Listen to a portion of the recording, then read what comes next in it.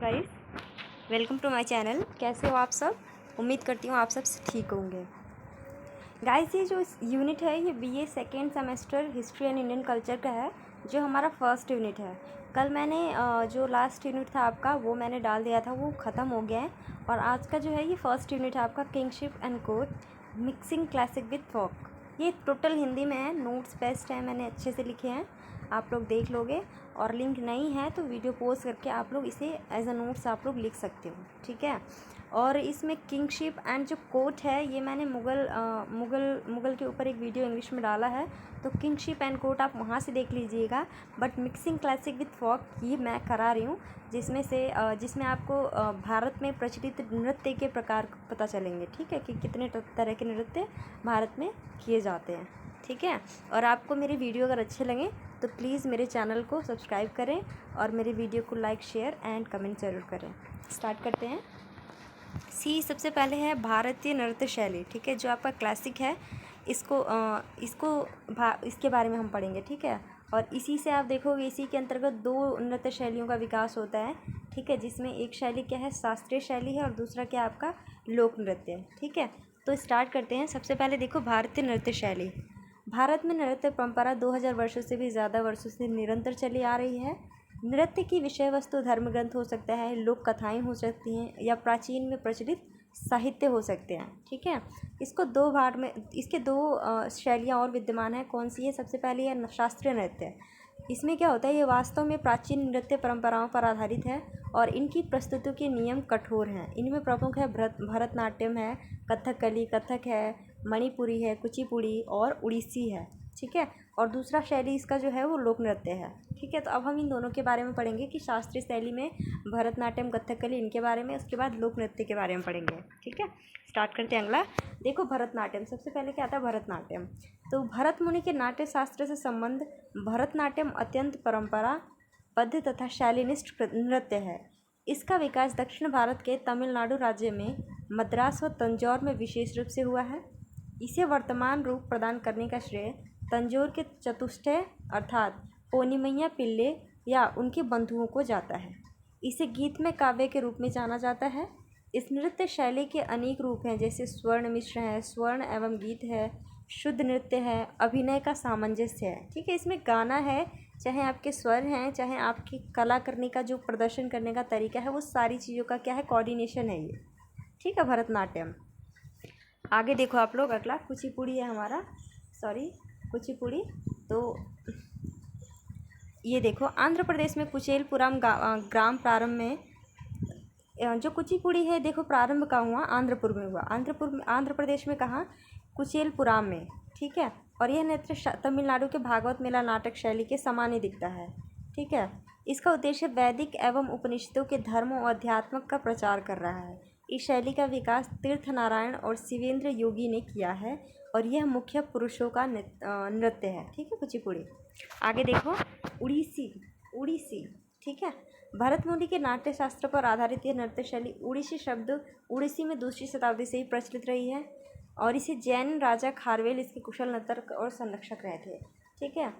इसमें भी आप देखोगे जो उड़ीसी का डांस है, इसमें भी आप लोग काफ़ी चीज़ें देखोगे और पढ़ोगे भी, ठीक है। मैंने शॉर्ट करवाए ये कि कहाँ प्रचलित है ये और इसमें क्या क्या चीज़ें होती हैं, ठीक है।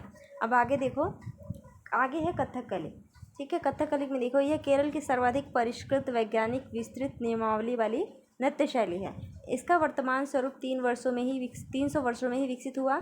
कृष्ण अट्टम तथा राम अट्टम जैसी प्राचीन शैलियों के समावेशन के कारण ही इसे शास्त्रीय नृत्य शैली कहा जाता है।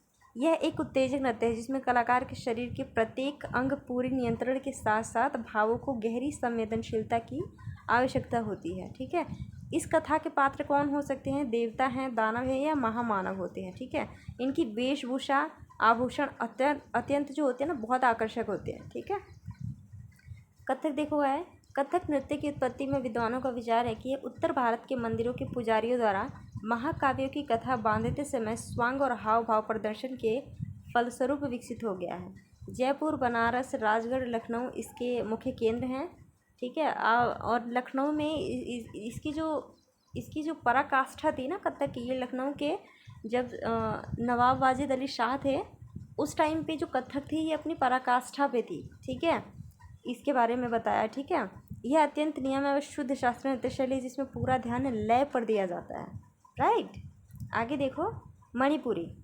यह उत्तर पूर्व भारत के मणिपुर राज्य में प्रचलित नृत्य शैली 15 से 16वीं शताब्दी के इस क्षेत्र में फैले वैष्णव धर्म का परिणाम मानी जाती है।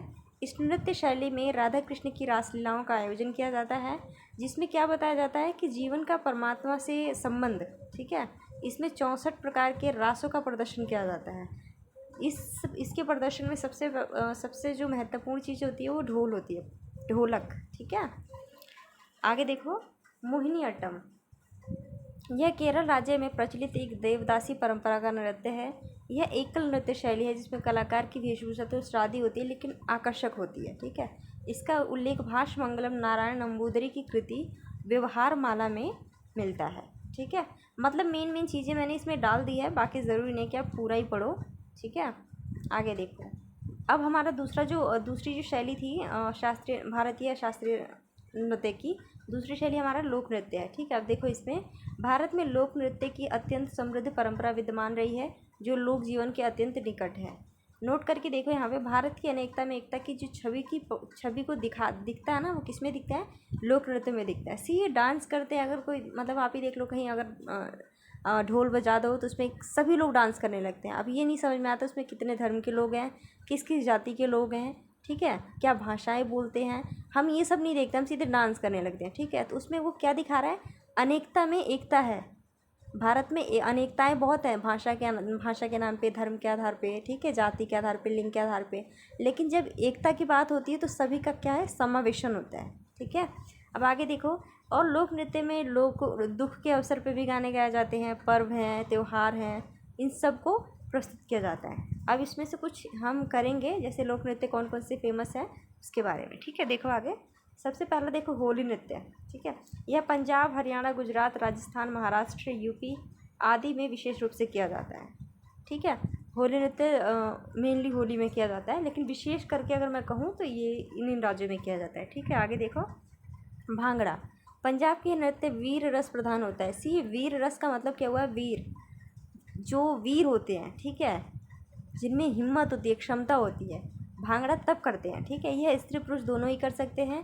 वैसाखी के समय फसल कटाई का अनुष्ठान करते हुए भी ये नृत्य किया जाता है। गाने भी काफ़ी सुनोगे ना, वैशाखी के मेले, है ना, ऐसा कुछ, तो उस टाइम पे किया जाता है ये। आगे देखो गिद्दा। गिद्दा तो बहुत ही फेमस है, आपको अच्छे से पता होगा इसके बारे में।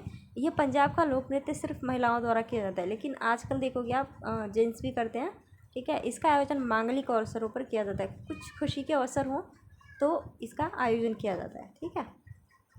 तो ये आज का जो ये फर्स्ट यूनिट हमारा है ये आज यहीं ख़त्म होता है, और इसका सब यूनिट आपका सब ख़त्म हो गया। और भी लोक नृत्य बहुत सारे हैं जिसको आप पढ़ोगे, ठीक है। तो मुझे जितना सही लगा मैंने उसमें डाल दिया है, और आई होप कि ये नोट्स आपको बहुत अच्छे लगेंगे।